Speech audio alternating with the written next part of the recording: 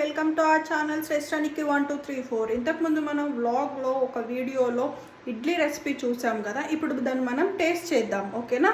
ఇడ్లీ ఎలా అయిందో చూసేద్దాం మరి. ఓకే, వావ్, ఇట్లా వేడి ఇడ్లీ ఇలా తీసుకొని పల్లి చట్నీలో అద్దేసి నెక్స్ట్ ఇలా తింటుంటే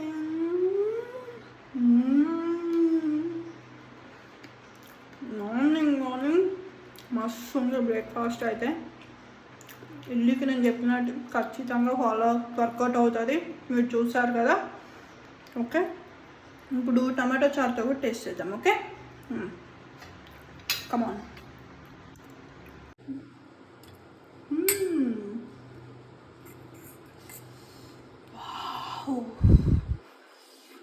టేస్ట్ చేసేద్దామా టమాటో చారుతో కూడా.